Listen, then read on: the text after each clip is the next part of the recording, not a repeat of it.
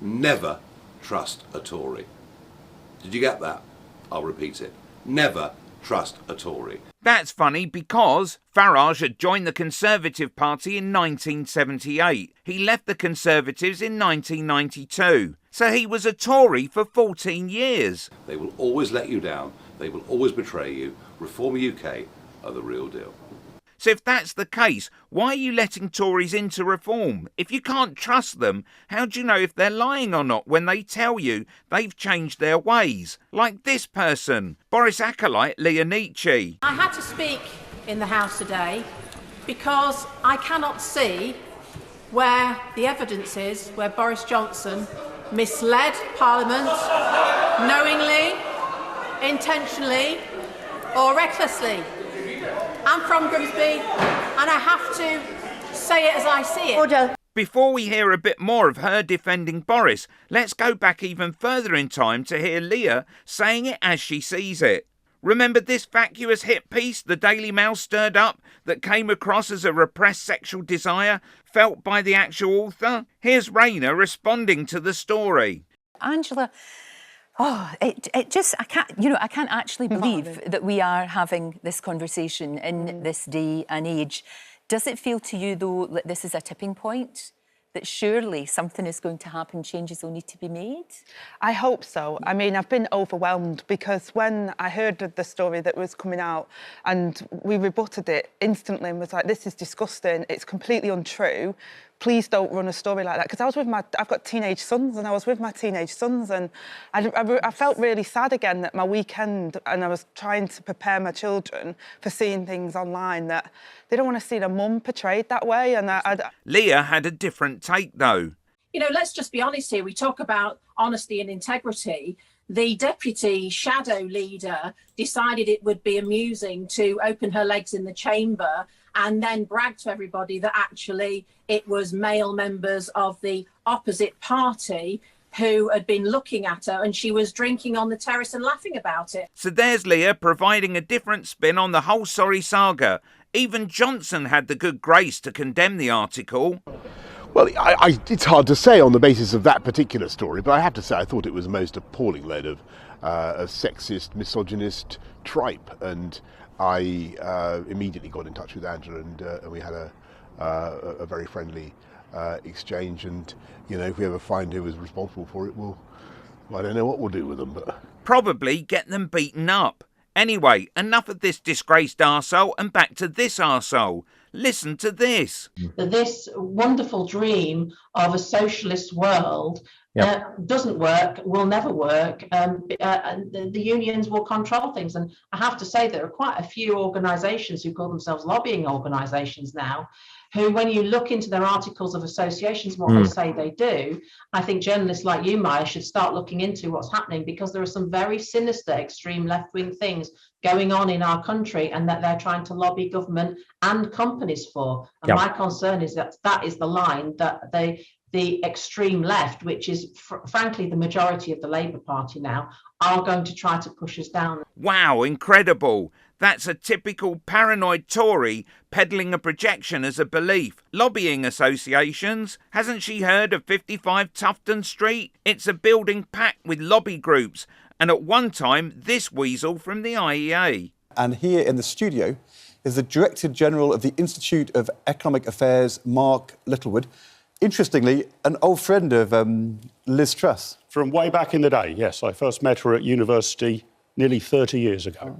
We both met then in the Liberal Democrat Club at Oxford University, yes. Right. So, and she's ended up as a Conservative Prime Minister and I've ended up running a free market think tank. Been on a similar journey over the past 30 years. Although she appointed you last year to her Strategic Trade Advisory Council. That's so you've been advising her. In recent weeks, have you been involved in putting these plans together for this emergency budget? Because obviously they've had to move very fast. Yeah, no, we haven't been directly advising them on which taxes to cut, but Liz Truss has probably visited my think tank in the last 10 years more than any other politician in history. Right. I'd like to think that we've provided some of the intellectual groundwork for their thinking, which I think they've got broadly right. And for somebody who doesn't trust Tories, Farage was certainly happy about Truss's mini-budget, tweeting, "Today was the best Conservative budget since 1986. Perhaps he was saying it sarcastically. Anyway, we know how that budget turned out. So let's get back to Leah, and here are the edited highlights of her defending Boris Johnson over the claims he misled the House. This is the same Boris who reformed gobshite Zia Youssef said was the worst Prime Minister ever. Yes, I have read it, and I think that is quite an appalling question to ask a member in this House. The reality is that Boris Johnson did not knowingly or intentionally mislead this House. The reality is that there were some people who had parties. Sadly, those people were unelected officials. But what we need to look at here is actually what I witnessed firsthand, and what had happened was that people advising the then Prime Minister at no point advised him that there were parties. They advised him again and again. No, I won't give way at the moment, thank you. They advised him again and again that no rules were broken and that guidance was followed at all times. Everybody in this place knows no minister stands at that dispatch box and knowingly misleads. They have to take counsel from people who advise them, many of whom who are giving legal advice. They know that to be the truth, but the public don't necessarily know that that is the case. Now, people may not like that in a moment. People may not like that, but that is the truth, and that is why I'm standing here and saying this.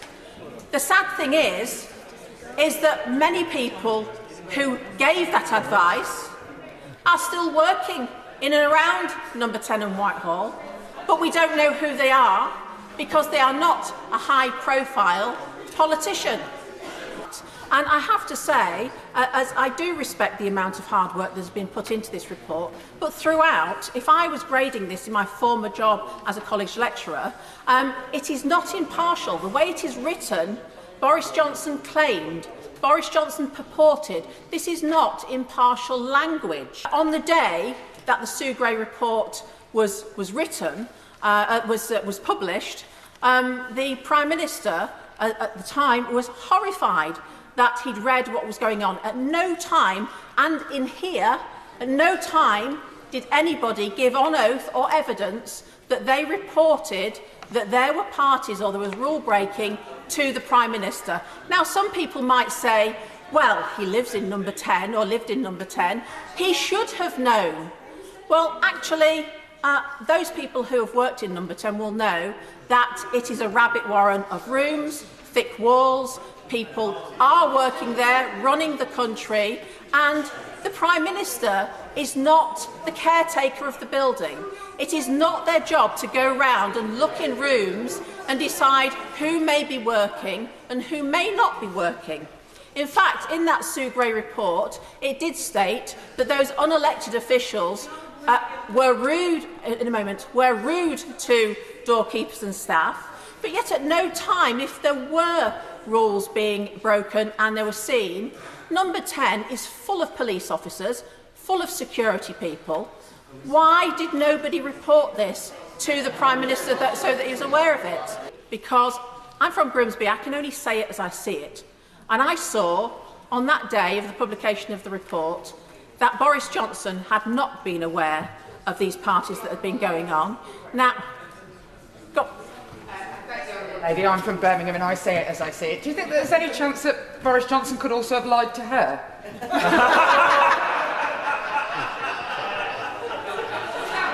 Well, I thank the honourable lady. Actually, no, I don't believe he did. I think actually I'm a very good person who can actually see character. And the result? The ayes to the right, 354. The noes to the left, 7. Which means Boris Johnson becomes the first Prime Minister in British history to be judged by the House of Commons as a serial liar. Click here for some more Reform reprobates.